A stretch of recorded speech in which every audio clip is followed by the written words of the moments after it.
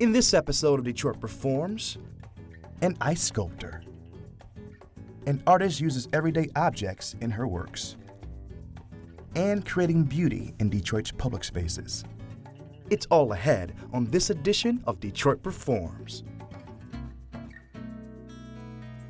Funding for Detroit Performs is provided by Masco Corporation is proud to manufacture innovative and environmentally friendly products for the home. Delta faucets, craft-made in Merillat cabinets, and Behr brand paints have all been designed with you in mind. Masco and its family of companies, serving Michigan communities since 1929.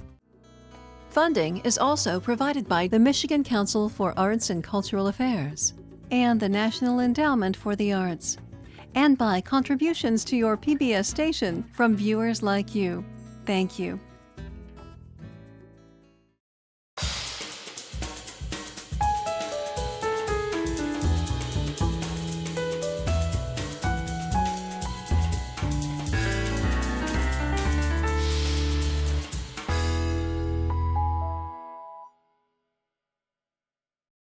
Hello and welcome to Detroit Performs. I'm your host, DJ Oliver, and today I get to experience the beauty inside the Danielle Peleg Gallery.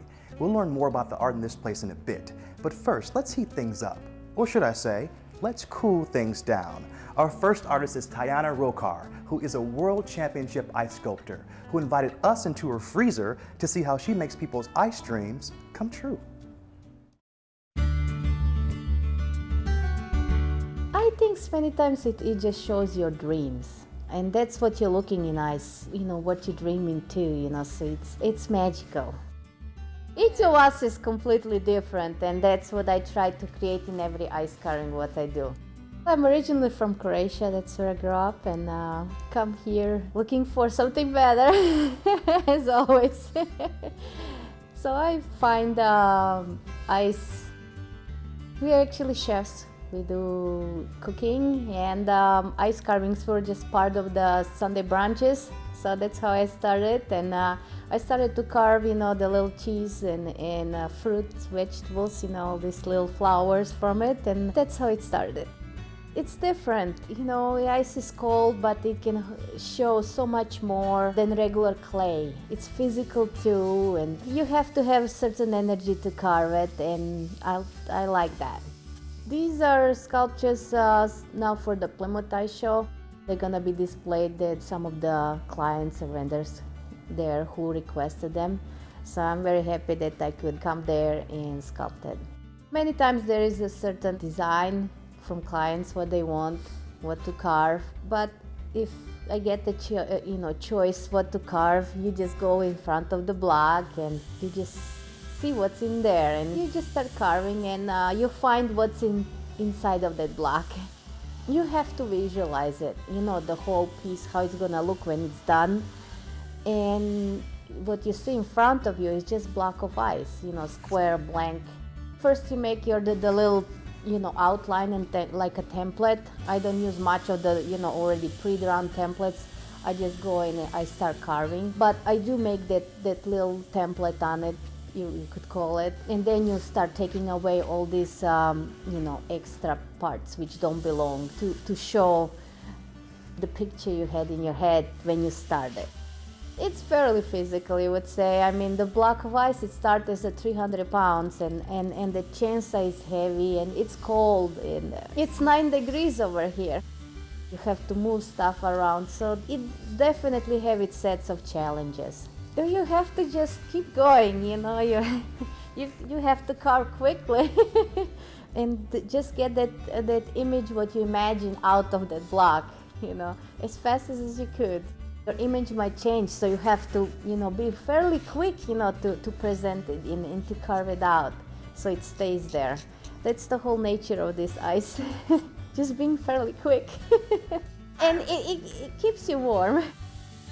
I use the chainsaw to carve out the majority shape, of the ice. Then later on for more intricate work to smooth down the surface and to carve it a little more in, I use the sander.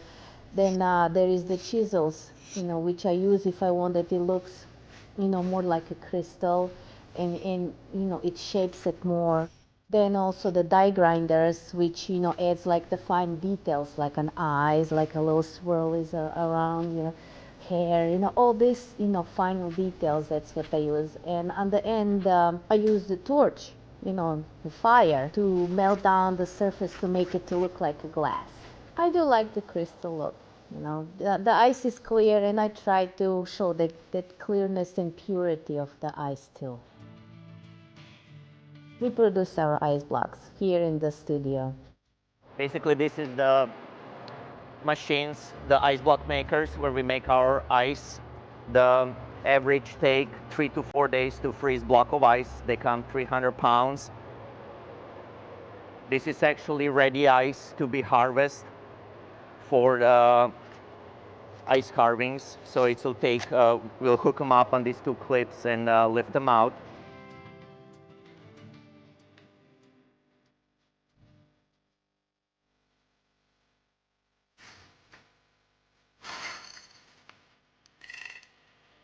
Some of the blocks I freeze the items inside and then I carve around it. Like for the weddings I had ice cubes, and there is the orchids frozen inside, so it's one flower, you know, inside, and it's all beauty, so it's kind of different look to it. For brides, majority, you know, they like initials or the hearts or, you know, anything romantic. Well, the corporate parties, you know, they like more their logos and less of the details on it because, you know, it needs to show their logo. My husband, Paul, you know, he always helps me around. He helps me a lot, you know, with the deliveries, with ice productions, with logos which have to be done on the CNC. There is lots of different work which doesn't involve exactly carving ice, but they have to be done. On Alaska, the blocks tend to be very big, so you can create a really large ice carvings. Some of the ice carvings are about 30 feet tall, so it took us 4 people for a whole week to carve on Alaska. It takes lots of preparation to coordinate, you know, all 4 carvers to come together and to carve that one piece, one dream. The first year we made the big pretenders where there were like 2 little colts. They were play fighting, right? You know, like 2 little kids, and they were imagining like that, those 2 big horses, you know, unicorns right up there on the top, and they're just with all their, you know, glory. So it takes lots of work and imagination to come and present that. You try to show the power, you know, what is inside of these. It's not just a block of ice anymore, you know. It's they have to look like they're big and powerful. When you look at the ice carvings, you can see different things, so it's completely up to the viewers to see. Also, there is kids. There is always kids around, and they go and they see, oh, look, there is a dragon. You know, there is a little goldfish. There is fairy, and it just warms your heart, you know, when you hear that. So you just have to continue. I like to be here. For me, the worst day is to go out and be and do the paperwork. I love to be here and just stay in the freezer and carve.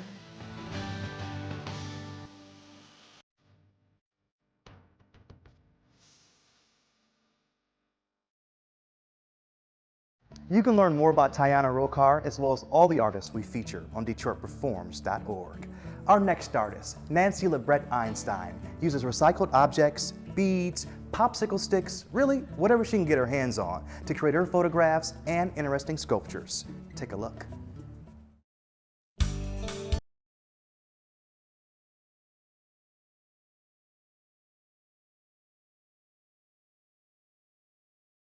I feel the need to create. It's really interesting to me that my pieces are so intricate and I have so much patience for them, but in real life, I don't have that kind of patience. And it allows me to express and show my insights onto a surface. My medium is sort of complex. I build sculptures, for lack of a better term. They're mixed media, they're assemblage. They use a lot of repurposed materials. I have all kinds of stuff that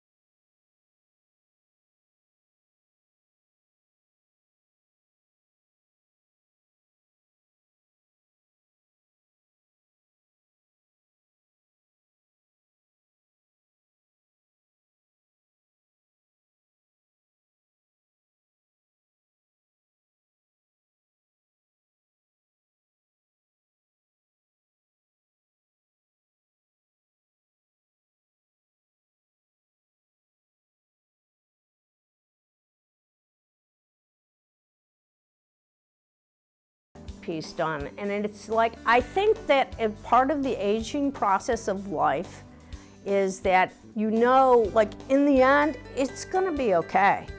You're gonna come out of it one way or the other. And it's the experience and the making of it that's all part of the learning process. So it all works.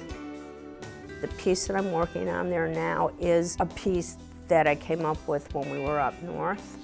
And I really felt the need to like put this down in my own way, in my own terms, and see what would happen with it. So it's about halfway done, and it's at this decision-making.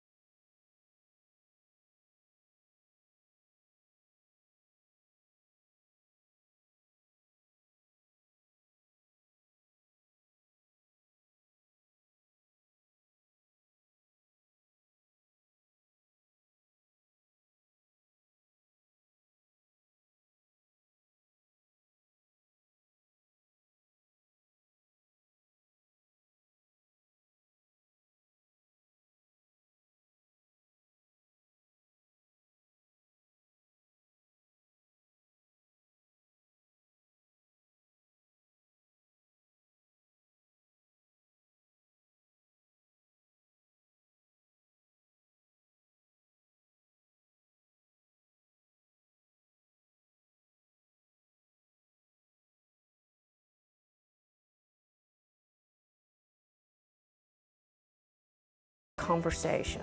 So I think that all the pieces bring in the viewer to join in the conversation and understand the dialogue that's happening.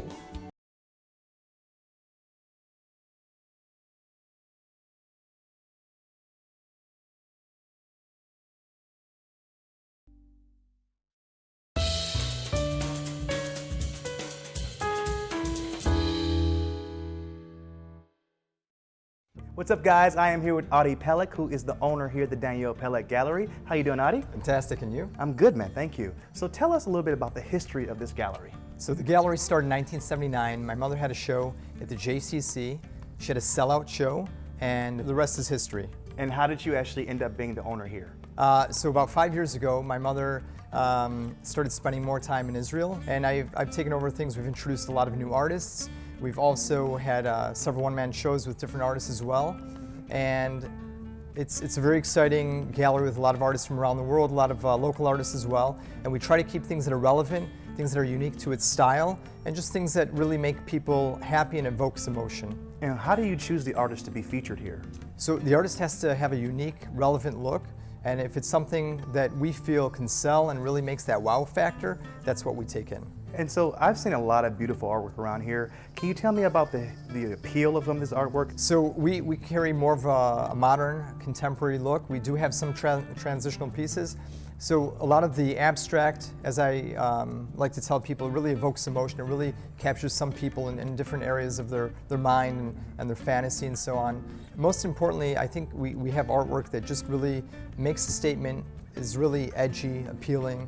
And that's what really we like to choose when we find an artist. And then if we sell very well with an artist, we end up having a show with that artist as well. Okay, so what's the best part about working in this gallery, Ady? So the best part of working in this gallery, we get to see a lot of new art, and every time we open a package, or every time something comes from an artist, it's like a kid walking to a candy store or a toy store, where you get to see it for the first time, and every single time, the reset button is to excitement. It's incredible. And then the second part of this, which is so much fun, is you get to go to all these different homes, and people that you work with, really, they look up to you and they give you sort of this direction that they're looking for. And then once you find the artwork that they're looking for, it's, again, I have to say, it's magical. It's so exciting. When these people are happy and they love what they see on their walls, it really completes the home. So I would say for people who like the abstract, it's a little more daring. And people who like more of the painterly, it's a little more comfortable, so to speak. Okay, well, thank you so much for having this time with us, man. We appreciate this. My pleasure. Thank you, Thank Ady. you. All right, now let's check out some upcoming events happening in and around the D.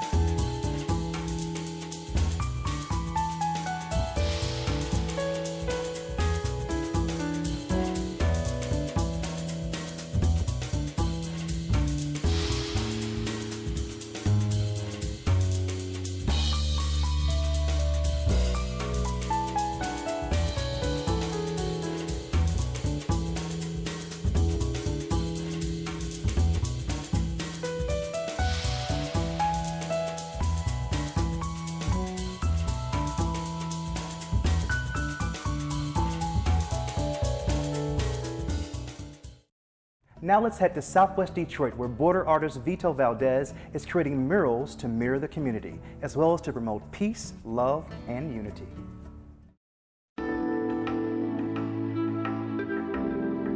This piece, in fact, that was the cartoon and the grid, the smaller scale of a piece that I did in the Rivera Court, in fact, back around the year 2000.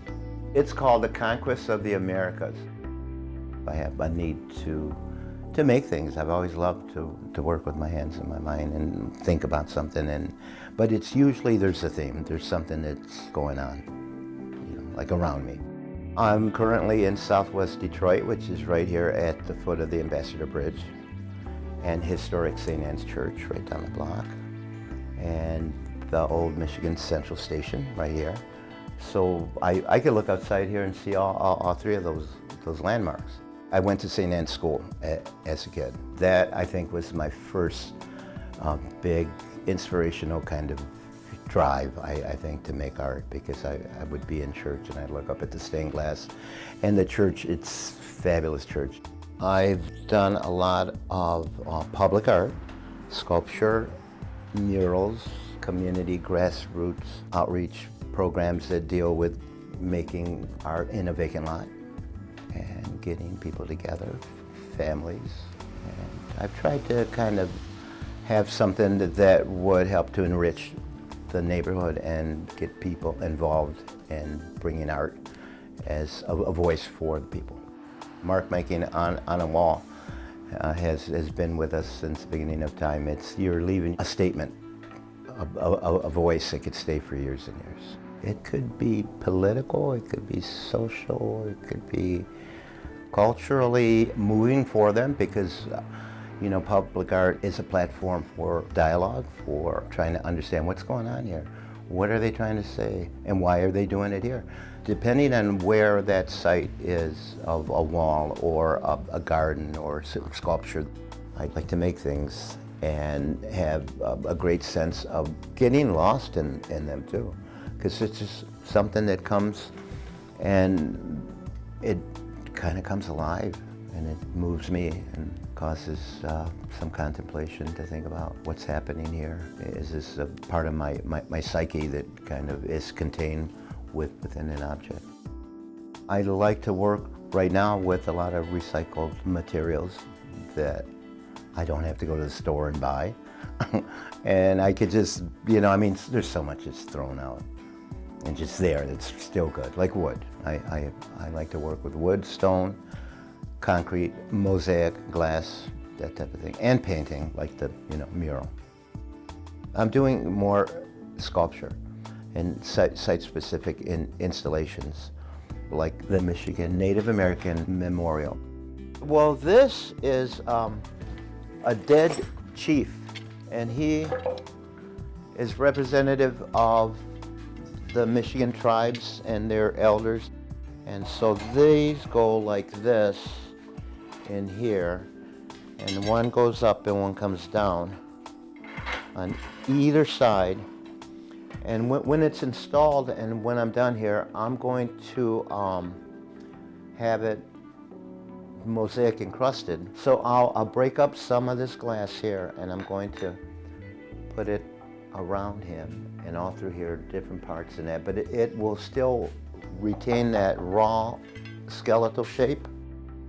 I try to impart something that can stimulate a conversation to cause someone to think, and just take that minute or two and look and feel. As I start to build it, certain things start to manifest. The Native American pieces that I'm doing right now, they should have you think about land and ownership, and who takes care of that land. And it really kind of helps to know that at one point in time it was the people that originally had this land and hunted and fished and had clean water, clean air. Right now I have a Knight Foundation matching grant. It's on Ferdinand at Ferner. That particular wall, it just had a shield that was done by gang members. So the piece was left unfinished for years, and it started to get tagged. And so it came back to that where it was at one time. Something that was tagged and then cleaned up, and then artwork. And so it's positive, and I just took a spin on it and called it now the Shield of Peace and Nonviolence. It would be great to have a peaceful village for us all to live and work in. And I think that's the basic, concept of a happy life. It's to have your family, your next door neighbor, to be able to help each other, to give. And when you give, sometimes it comes back. Feels good.